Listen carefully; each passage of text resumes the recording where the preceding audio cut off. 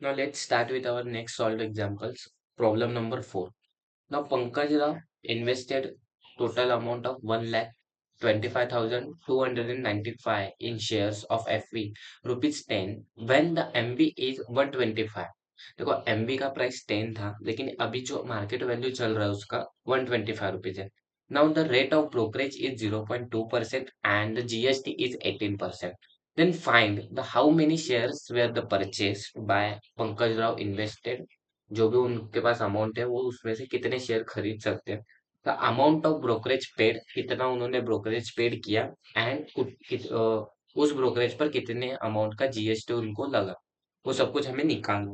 Now first of all उनका जो some investment है वो लिख लेते हैं. Sum invested. Now the sum invested is 1,25,295 rupees. Now जो ब्रोकरेज रेट है, ब्रोकरेज वो कितना है, 0.2% का है.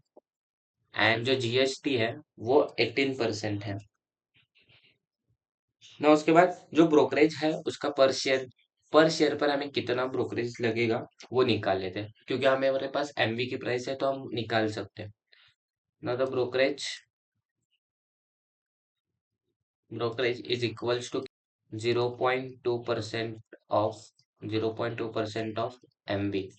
तो 0.2 डिवाइड बाय 100 मल्टीप्लाई बाय क्या होगा, 125 होगा. तो जो हमें अमाउंट मिलेगा वो कितना होगा, 0.25 का ब्रोकरेज हमें पर शेयर पर निकल रहा है. 0.25 रुपीज का हमारे पास क्या निकल रहा है, ब्रोकरेज निकल रहा है. देखो ये 0.2 डिवाइड बाय 100 था. 25 जा 125, 24 जा 100, 25 4 जा 100, 25 जा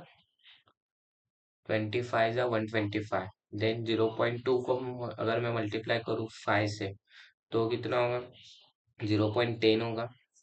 0.10 डिवाइड बाय 4 वो कितना आ रहा है, 0.25 ब्रोकरेज आ रहा है. ओके ना. उसके बाद हमें ये ब्रोकरेज जो मिला वो पर शेयर पर मिला ना. वैसे ही अगर मुझे जीएसटी निकालनी है पर शेयर ऑन ब्रोकरेज, जीएसटी किस पर लगता है, ब्रोकरेज पर ही लगता है. तो जीएसटी कितना है, 18% है ना. 18 डिवाइडेड बाय 100 मल्टीप्लाई बाय मैं क्या करूंगा, 0.25 करूंगा. तो जो मुझे पर शेयर पर जो जीएसटी मुझे पे करना पड़ेगा वो कितना होगा, 0.045 रुपीज होगा. ना द कॉस्ट ऑफ ना टोटल कॉस्ट ऑफ पर शेयर कितना होगा, MV plus brokerage. MV plus brokerage जो हमें पे करना है प्लस जो जीएसटी होगा, ये सब मिलाकर हमें क्या करना है, पर शेयर पर हमें लगेगा. एमवी कितना है, 125 है. ब्रोकरेज मुझे देना है 0.25 देना है. एंड जो जीएसटी मुझे पे करना है वो 0.045 है ना. इन सब का एडिशन करने के बाद मुझे कितना मिलेगा, 125.295 रुपीज मिलेगा. मतलब वन शेयर अगर मुझे वन शेयर बाय करना है, कॉस्ट ऑफ वन शेयर कितना आ रहा है, कॉस्ट ऑफ वन शेयर आ रहा है 125.295 आ रहा है. अगर मुझे ओके, अभी मुझे वन शेयर का प्राइस तो पता चला, तो मेरे पास सम इन्वेस्टेड है तो मैं नंबर ऑफ शेयर्स निकाल सकता हूँ. Now number of share is equals to हम क्या करते हैं, now sum invested divide by हम क्या करेंगे, जो भी कॉस्ट ऑफ वन शेयर है, cost of one share. Now sum invested कितना था मेरे पास, 1,25,295 था. एंड जो मुझे कॉस्ट ऑफ वन प्राइस मिला है कितना मिला, 125.295 मिला. अगर मैंने इन सबको डिवाइड किया तो जो मुझे नंबर ऑफ शेयर्स मिलेंगे वो कितने मिलेंगे, 1000 शेयर्स मिल रहे हैं. Number of shares equals to कितने हैं, 1000 रुपीज आ रहा है ना. उसके बाद तो टोटल ब्रोकरेज हमें निकालना है. मैंने तो पर शेयर के लिए ब्रोकरेज निकाला तो वो 0.25 था ना. मुझे अगर टोटल ब्रोकरेज निकालना है अभी तो मुझे क्या करना पड़ेगा, 1000 को मल्टीप्लाई करना पड़ेगा 0.25 से. जो तो टोटल ब्रोकरेज होगा वो कितना होगा, 250 रुपीज का होगा. एंड जो टोटल जीएसटी होगा वो 250 रुपीज पर लगेगा। Then total GST is equals to 1000 multiply by जो भी हमारा 0.045 रुपीज का था। तो टोटल जीएसटी जो आ रहा है अभी वो कितना आ रहा है मल्टीप्लाई करने के बाद 45 रुपीज आ रहा है। तो हमें आंसर में हमने क्या क्या निकाला अभी देखते हैं। देखो सबसे पहले तो हमें बोला था कि कितने नंबर ऑफ शेयर्स हमने खरीद सकते हैं, तो 1000 हमने शेयर्स क्या किए बाय किए। एंड सेकेंड जो टोटल ब्रोकरेज पेड किया हमने, टोटल नंबर ऑफ जो ब्रोकरेज पेड किया, brokerage was paid 250 rupees. And जो टोटल जीएसटी हमने पे किया वो कितना पे किया 45 rupees. Total GST paid is 45 rupees. Okay, इतना ही निकालना है पूरे प्रॉब्लम में ना। चलो अभी next, this one is last problem from the solve examples.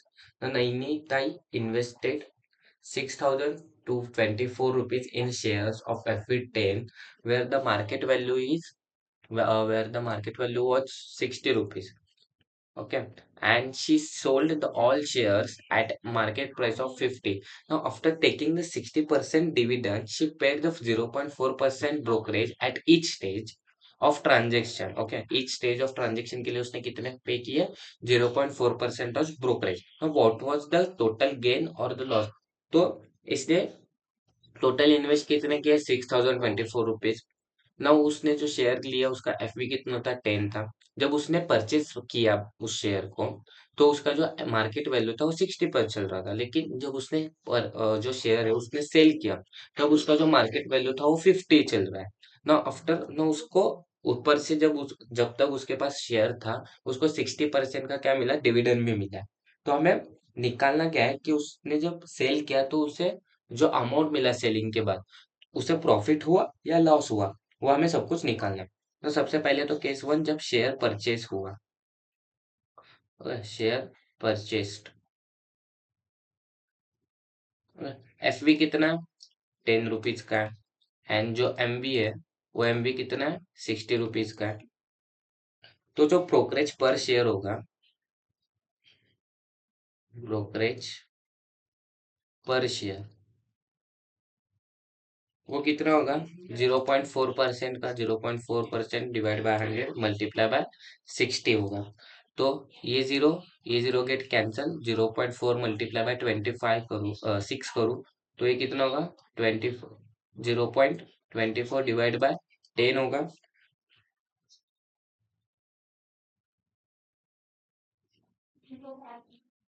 10 multiply by क्या होगा 6 होगा, नहीं सॉरी,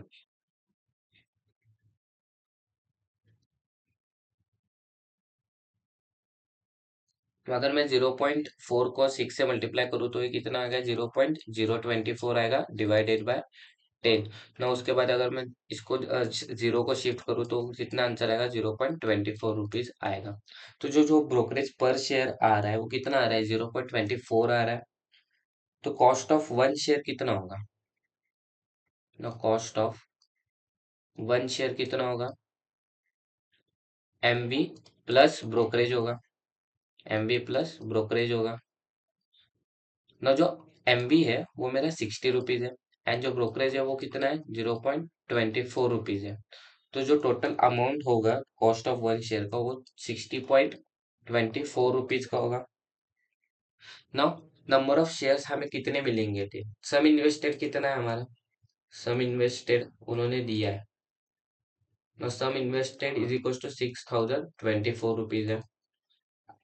अगर मेरे पास सम इन्वेस्टेड है तो नंबर ऑफ शेयर्स मैं निकाल सकता हूँ।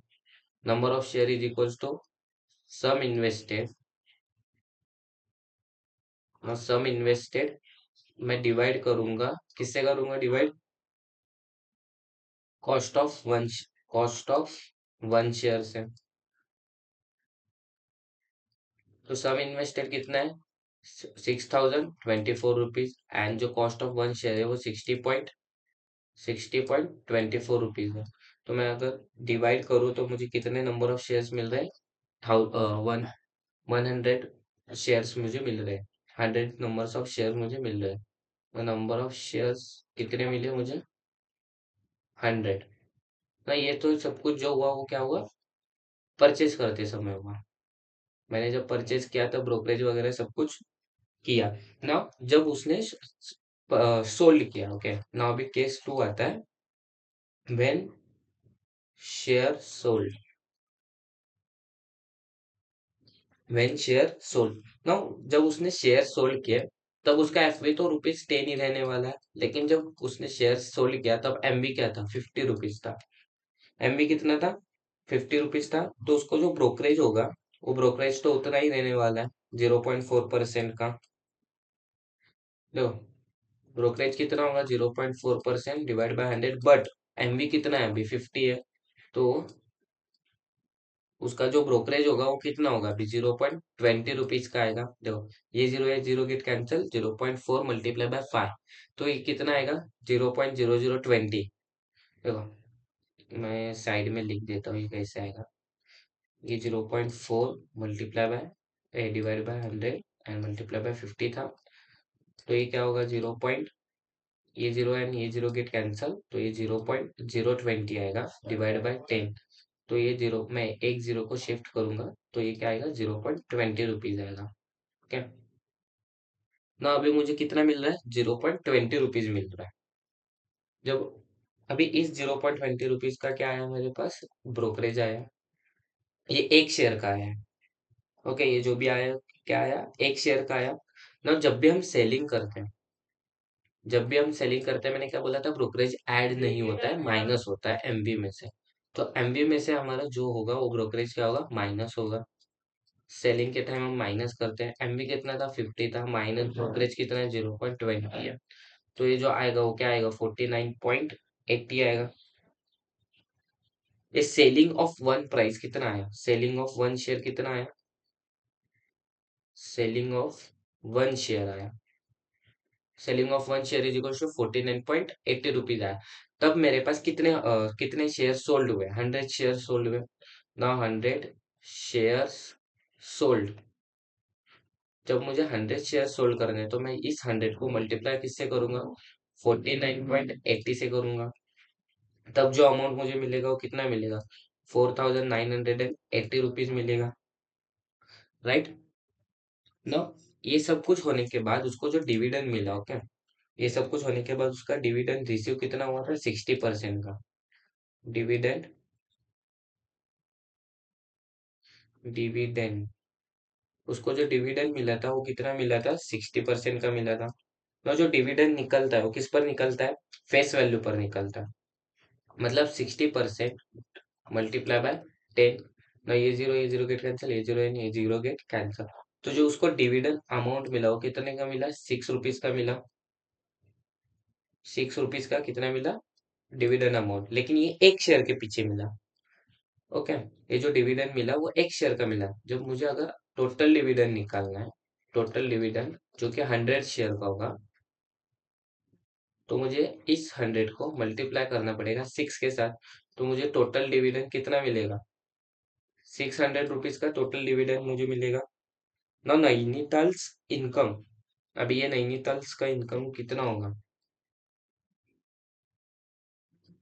नैनीताल्स का इनकम, उसने जो सेल किया उसको कितना मिल रहा है, 4,980 प्लस उसको जो उसने शेयर सोल्ड किया उसको कितना मिला, 4,980 प्लस 600 का उसको क्या मिला, डिविडेंड मिला। तो उस एडिशन करने के बाद मुझे क्या मिल रहा है, ₹5,580 मिल रहा है। जब उसने सब कुछ शेयर्स उसके सोल्ड किए, देखो ब्रोकरेज कितना था सेल करते समय, 0.20 का था। उसने सेलिंग किया तो एक शेयर का कितना मिला, 49.80। जब 100 शेयर किए तो कितना हुआ, 4,980। तो लेकिन जब उसने सेल किया तब उसको डिविडेंड भी तो मिला, उसने जब तक शेयर उसके पास थे, कितना मिला, 60% का मिला। तो एक शेयर का डिविडेंड ₹6। तो टोटल डिविडेंड इनकम कितना, ₹600 का हुआ। तो मैंने 4,918 में ₹600 ऐड किया। तो उसने जब सेल करने के बाद टोटल अमाउंट जो उसको मिला वो कितना मिला, 5,580। बट जब उसने परचेस किए थे टोटल शेयर, ओके, उसने सम इन्वेस्टमेंट कितना था इसका, सम इन्वेस्टमेंट इसका सम इन्वेस्टमेंट तो था 6,024 रुपीज का। अगर मैं देखूँ सम इन्वेस्टमेंट अमाउंट कितना, 6,024 बड़ा है 5,580 से, मतलब इसको जो हुआ वो लॉस हुआ। अगर मुझे अभी लॉस निकालना है तो मैं क्या करूंगा, 6,000 जो इन्वेस्टमेंट अमाउंट है उसको माइनस करूंगा 5,580 से। तो जो नैनीताल का लॉस है वो कितना आ रहा है, 6,245,580। ये 4 एज इट इज रहेगा, ये 12, ये 8, ये 4, इधर से एक आएगा, यहाँ भी कितना आएगा, यहाँ पर भी 4 ही आएगा, ये 0, ये 10 - 4, ओके, यहाँ भी 4 ही आया। तो टोटल जो लॉस आया वो कितने रुपीज का है, 444 रुपीज का नैनीताल को लॉस हुआ। देखो उसने इन्वेस्ट कितने किए थे, 6,024 रुपीज टोटल इन्वेस्ट किए थे। उसको 100 शेयर्स मिले, उसने 100 शेयर्स 50 रुपीज के इसमें बेच दिए, प्लस उसको जो डिविडेंड मिला था वो ऐड किया, फिर भी उसको कितने का लॉस हुआ, 440 रुपीज का लॉस हुआ ना। चलो, इधर सारे हमारे प्रॉब्लम सॉल्व प्रॉब्लम जो है वो सब कुछ खत्म हो चुके हैं ना। अभी नेक्स्ट वीडियो में हम क्या करते हैं, प्रैक्टिस सेट 4.4 को स्टार्ट करते हैं।